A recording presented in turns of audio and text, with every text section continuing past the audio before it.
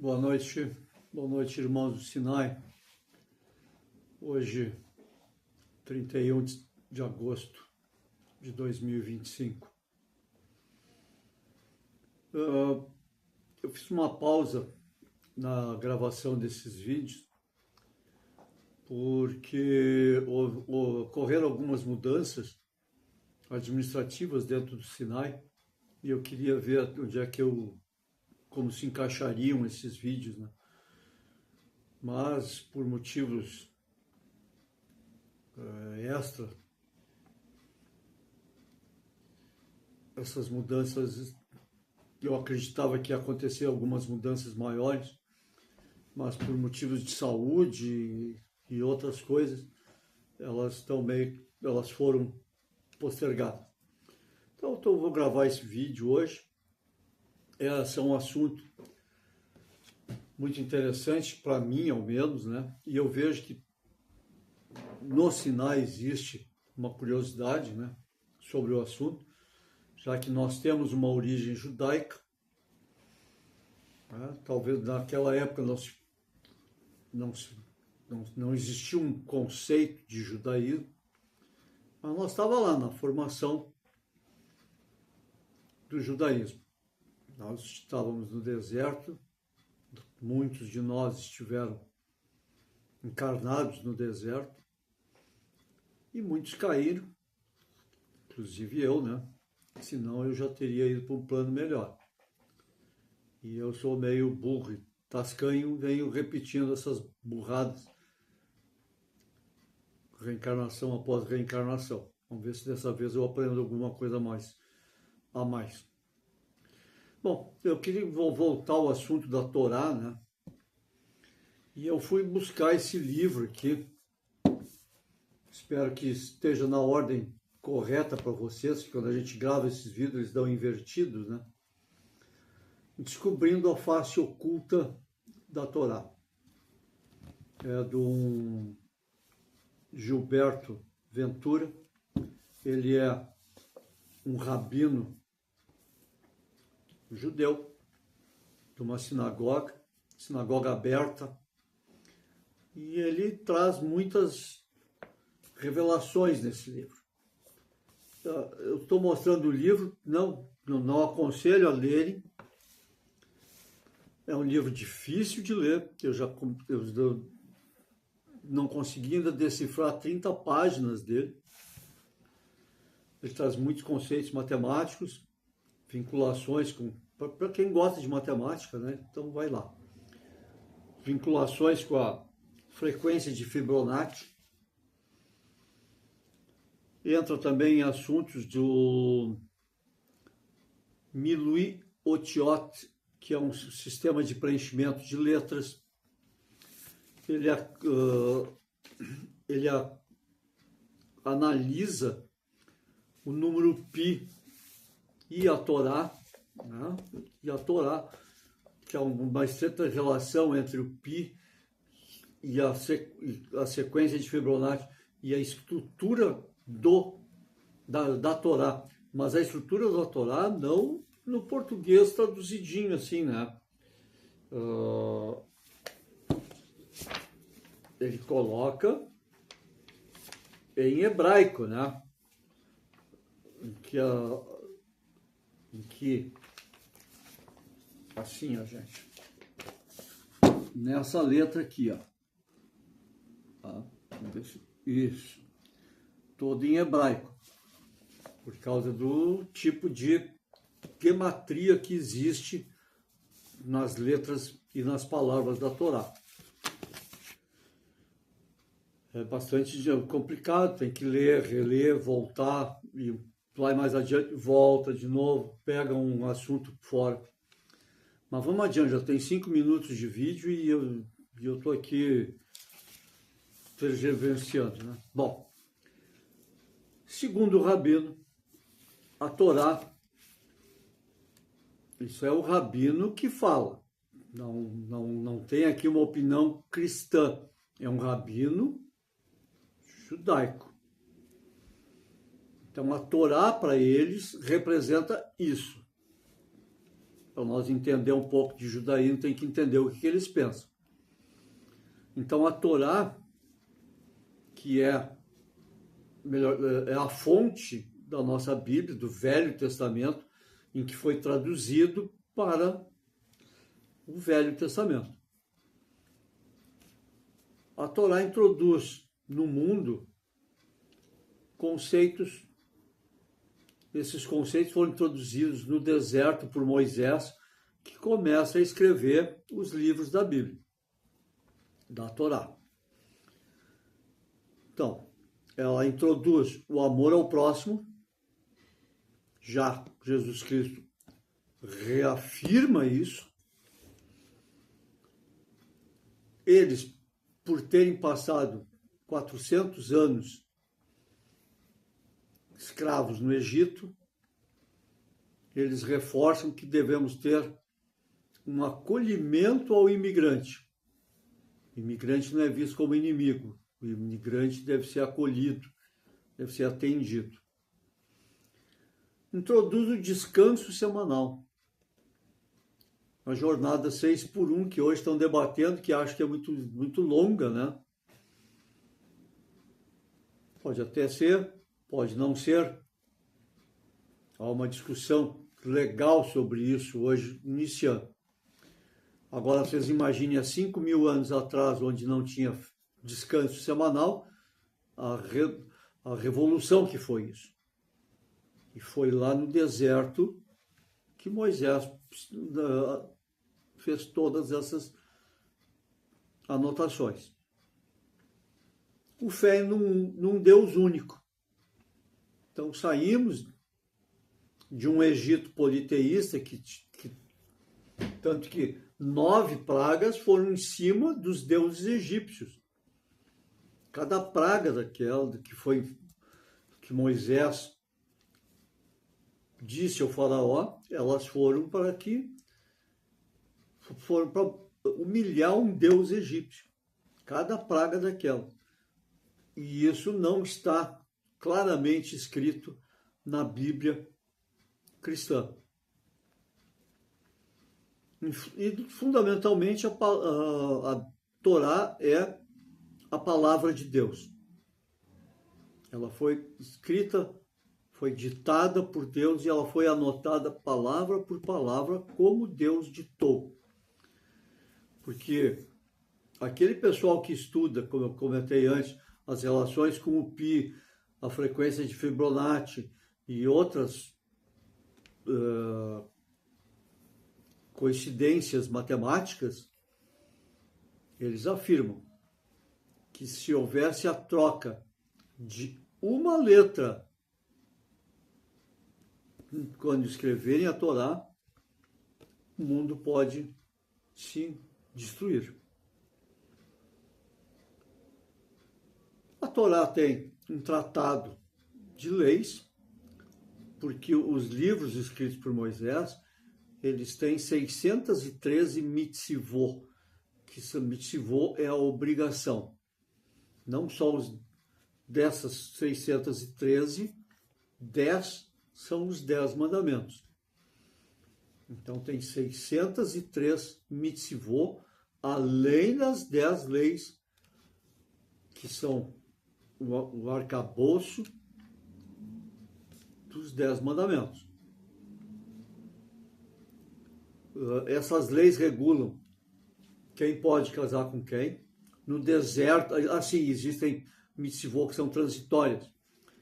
A proibição dos judeus de casarem entre as tribos, as 12 tribos, era para que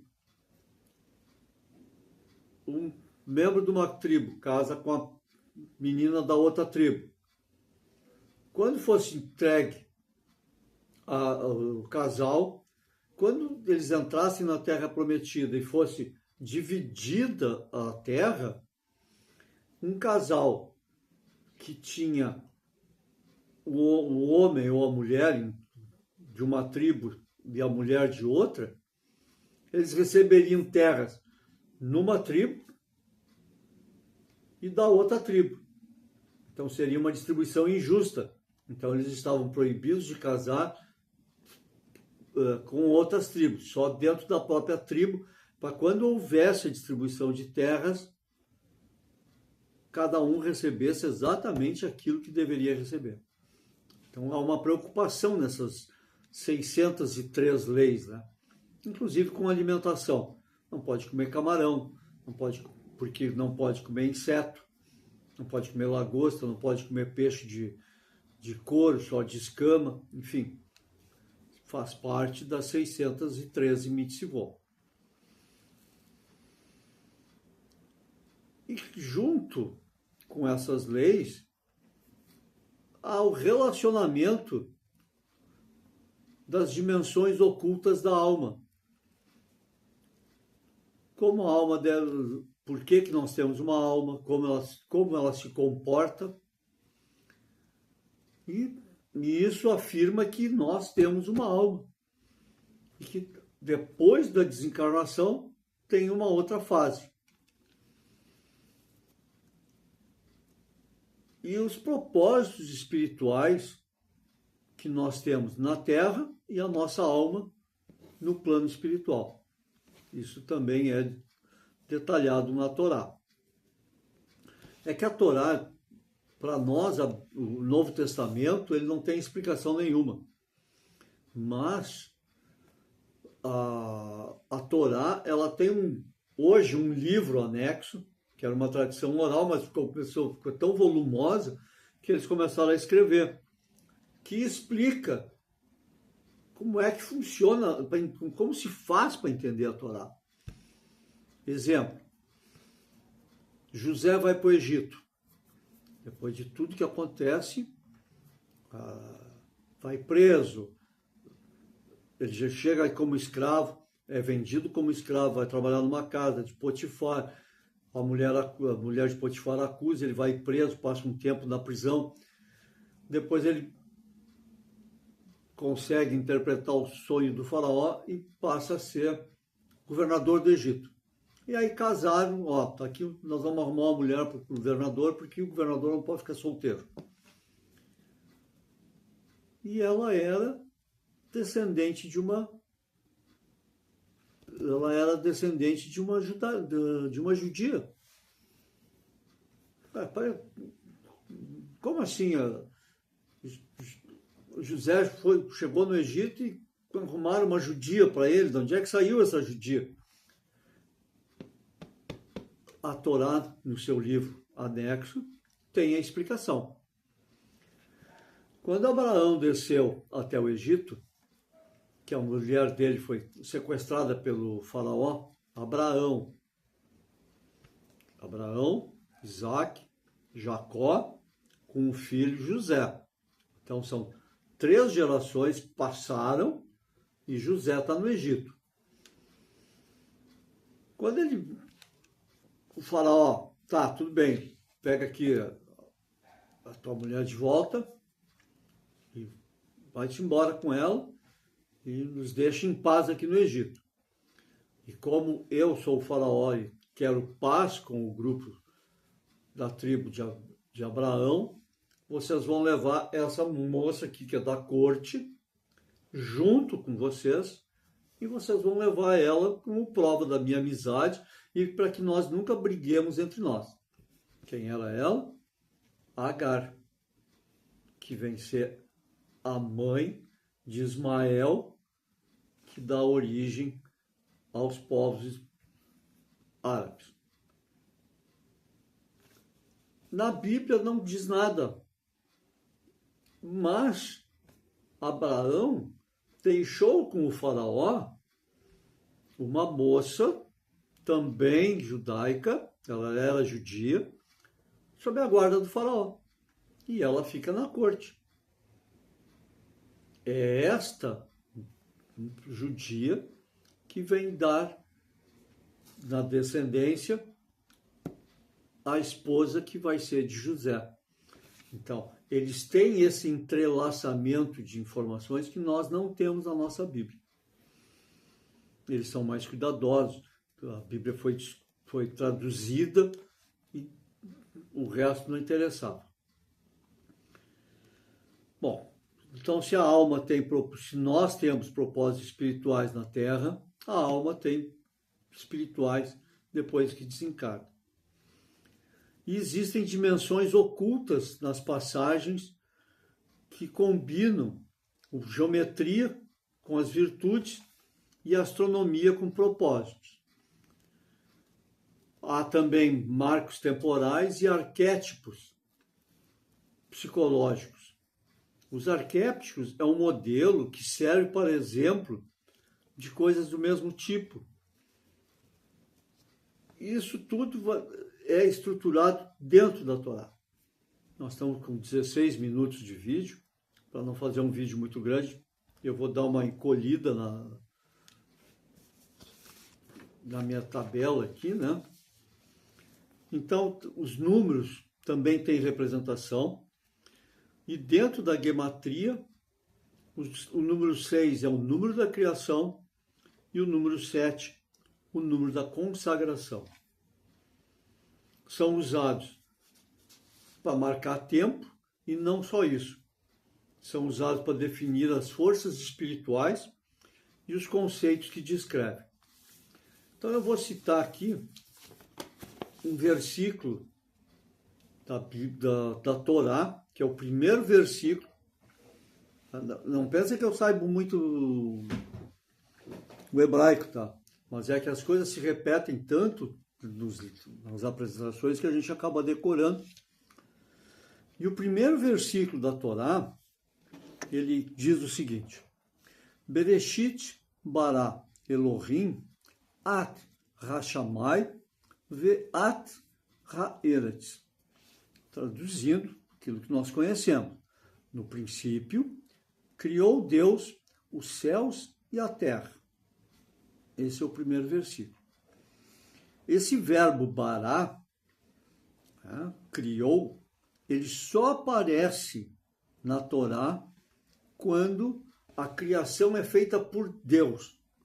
Deus toma o nada e cria alguma coisa do nada. Então isso é bará.